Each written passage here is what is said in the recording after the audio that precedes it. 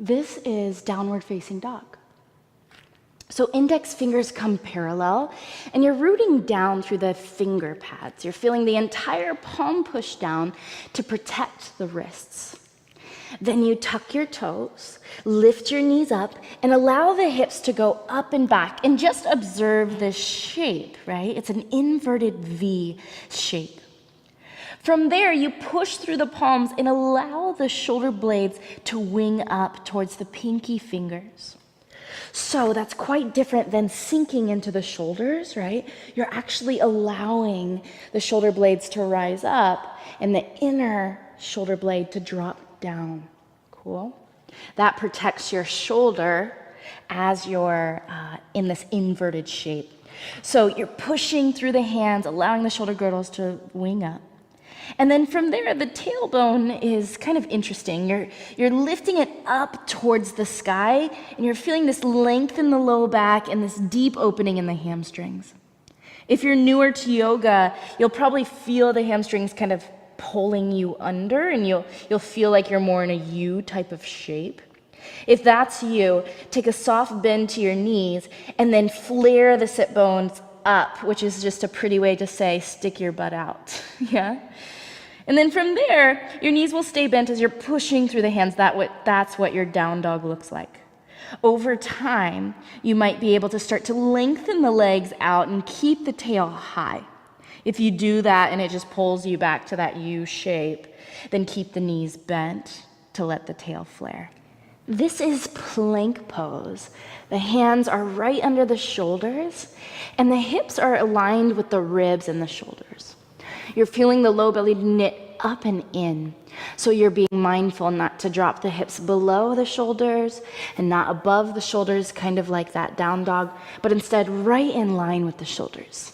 Then the quads are drawing up and in. It kind of feels like you're pulling away from the mat. This is Warrior Two pose. So Warrior Two pose, like any of our standing postures, starts with a really grounded, firm base. And from that base, we can be expressive and make these awesome, expansive, strengthening poses. So let's start with detailing the feet. So your front foot is pointed forward, and the front knee is aligned right over the ankle, right? Just like in that lunge. Remember, not in front of the ankle because that puts pressure in the knee, but rather the knee just settling right on top of the ankle. To get deeper into this pose, we can turn the back toes in just slightly. That enables you to push through the outer edge of the foot and firm down through the entire foot. So when you have that, you can really expand here. Now, something to keep in mind is that the heel to arch alignment is different for every person, yeah? If you feel good with heel to arch and you feel stable, that's a deeper expression of the posture. If you need a little more stability, then you can heel toe the front foot out so that's your more heel to heel alignment. Now, your front thigh one day will come parallel to the ground, even if that might not be today. And the hips just go naturally where they want to go, kind of off into the diagonal. The ribs draw in, the shoulders pull down, and the arms extend out wide. You can firm through the hands and make this really powerful and pushing, or you can just let the arms float, entirely up to you. The gaze is just over the front fingers. And that is Warrior Two. This is Warrior Three pose. So Warrior Three is one of our most challenging balancing postures. It requires a lot of shoulder strength and flexibility to extend the arms overhead. Eventually, the biceps will be right by the ears. It requires really deep hamstring opening of that standing leg, and then a lot of strength in your lifted leg to pull it up. So to get towards this posture, if you're newer to this pose, I would interlace your hands and push your hands in the leg that will stay grounded, right? So push your hands into the leg that will stay grounded. Feel free to bend that knee. Reach the back foot back. It's kind of like a short lunge.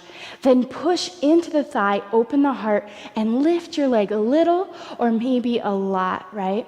You can stay here and work on straightening the standing leg and opening the chest, or bring your hands to heart center. Fly your arms back, or reach the arms overhead for the full variation. One thing to keep in mind in Warrior 3 is the orientation of the hips. It requires a lot of inner thigh strength to keep the hips pointing down and the back toes pointing down. What you might want to do, because it feels good and it's a little easier, is lift the opposite hip towards the sky. Try your best to keep both hips pointing down, right? And then driving that lifted heel up to the sky. Warrior 3. This is Utthita Hasta Padangusthasana, which is just Sanskrit for extended hand to foot pose. So in this pose, you'll root down through your standing leg and feel like you're in Tadasana. Stand up nice and tall. And then pull your lifted leg knee up and grab onto that knee. Then slide your shoulder blades onto your back and push your crown up tall. It's a pretty tough pose. You'll probably need to gaze on the floor in front of you to keep your stability. When we move to the open variation, you can start to slowly open the leg out to the side. Now notice when you do that, your left hip either wants to bump up to get that leg a little higher, or go back to let the leg go out a little further. Try your best to keep both hips pointing forward, and then just open the leg out until your body says stop, and that's perfect. If it feels good, you might even extend your hand out and look to the side. Now, if that's a pretty easy variation for you, you might want to reach down and grab for the toes, and here's what that looks like. You first pull up through the knee and get solid there, then grab onto your toes. We want to keep our shoulders integrated on our back like Tadasana, so slide the shoulders back and stand up tall. Then maybe extend the leg. The same thing goes here when you open it out to the side. Watch that left hip. Keep both hip points shining forward. Just open up to your flexibility. Now, this might mean that the knee is bent as it goes out to the side, and that's totally fine. Enjoy.